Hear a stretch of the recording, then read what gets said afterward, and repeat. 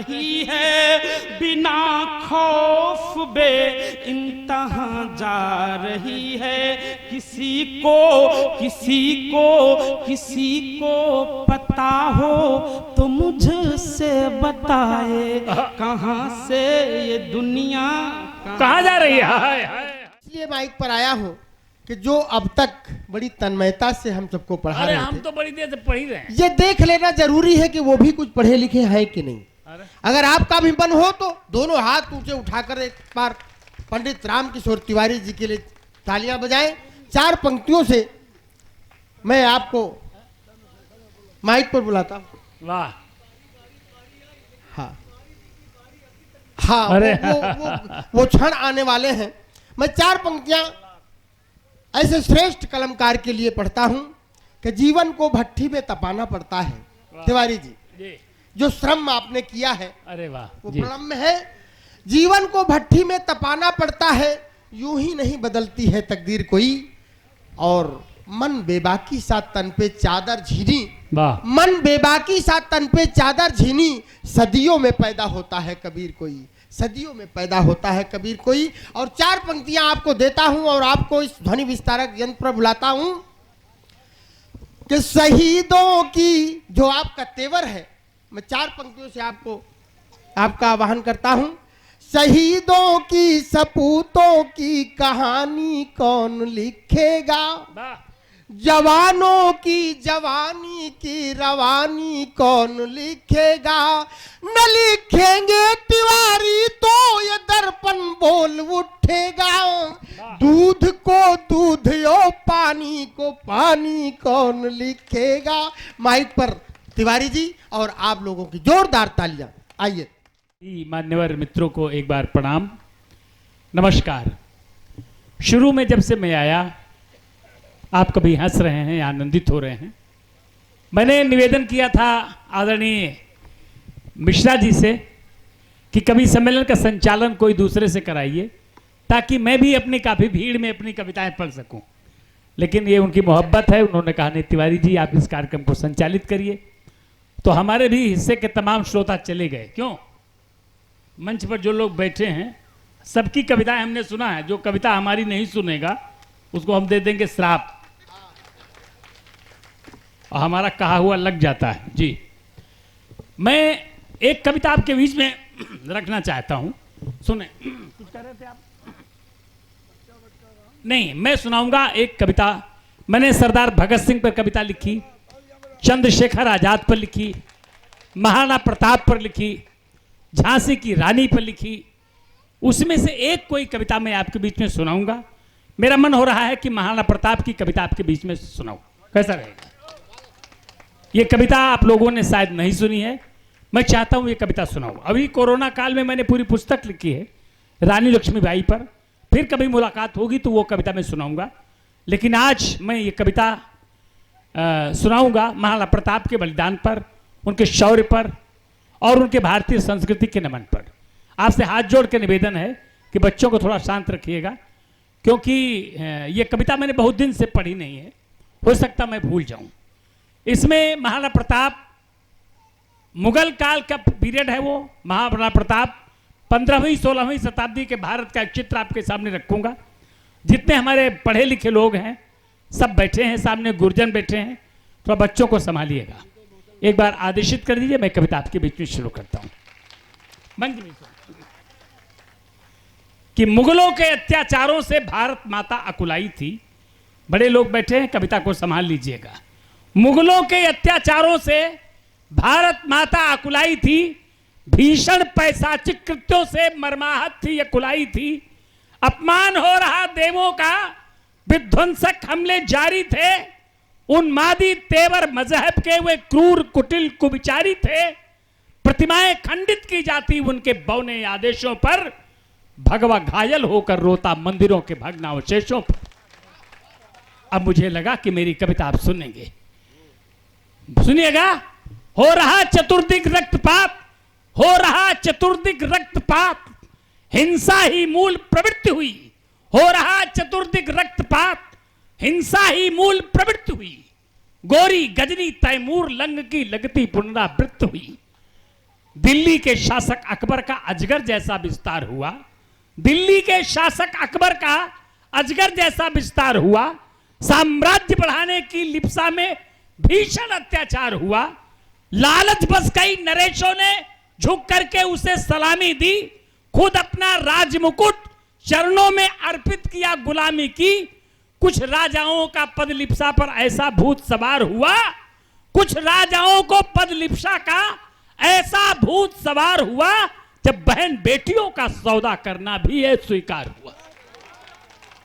हो गई दिशाएं तमसावृत, गिरवी भारत का स्वाभिमान, पौरुष को लकवा मार गया कर्तव्यहीन हिंदुस्तान।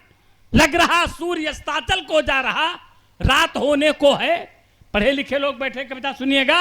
लग रहा सूर्य अस्ताचल को जा रहा, रात होने को है। उस गौरवशाली भारत की अरुणिम आभा खोने को है।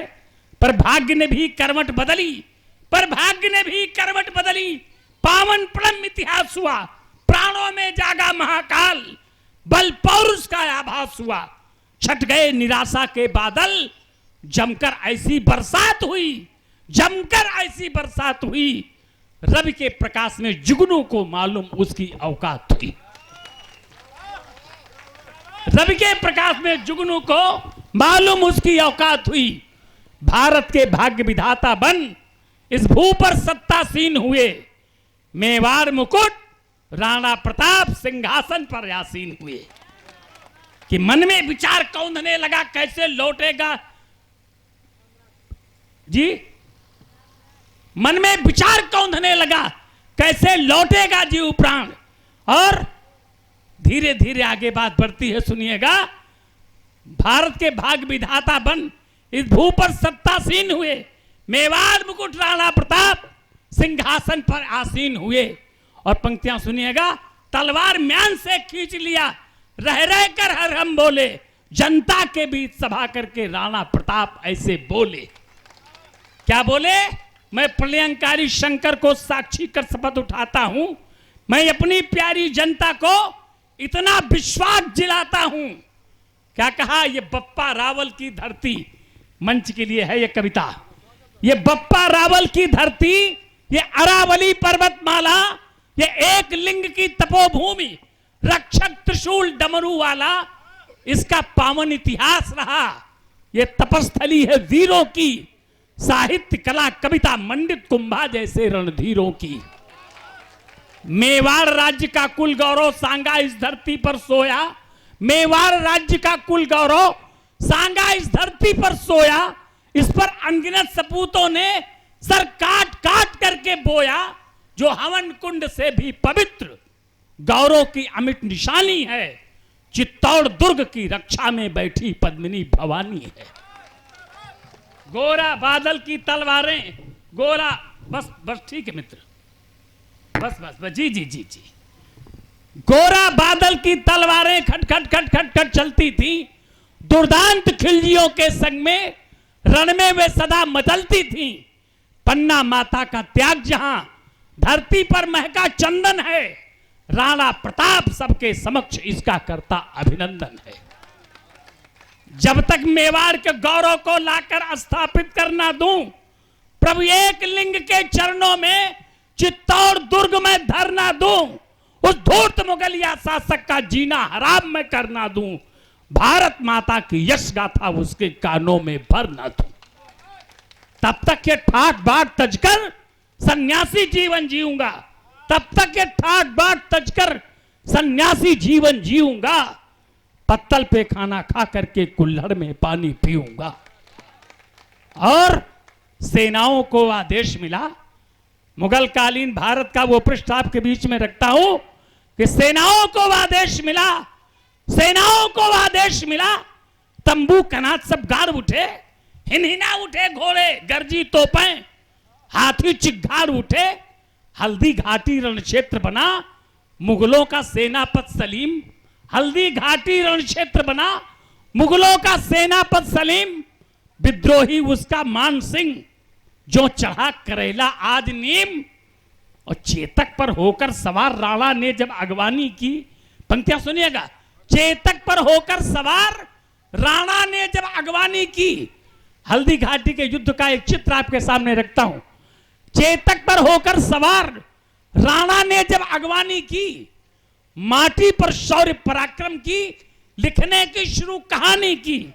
भृकुटी तन गई लाल आंखें, भाला के संग तलवार चली, और ये कई वार में ना जाने कितनों के शीश उतार चली। जिस ओर निकल जाते राणा मैदान साफ हो जाता था, जिस ओर निकल जाते राणा मैदान साफ हो जाता था।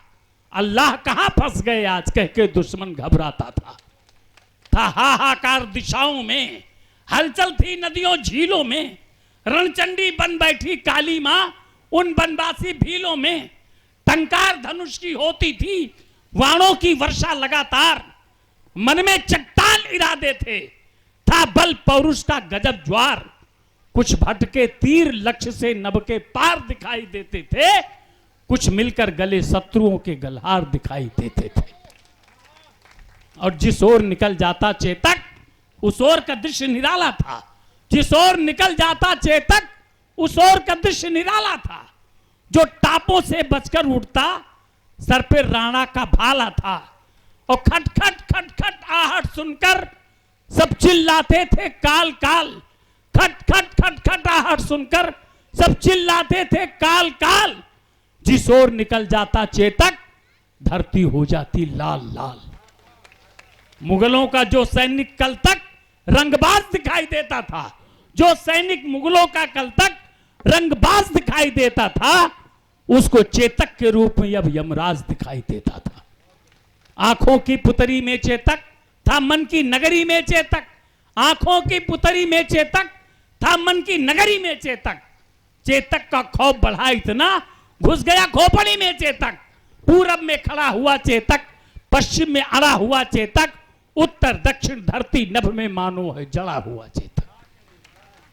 विक्षिप्त हो गई दुश्मन की सारी सेना अकुलाई थी। विक्षिप्त हो गई दुश्मन की सारी सेना अकुलाई थी। पूरे रण क्षेत्र में चेतक ने टापों की मुहर लगाई थी।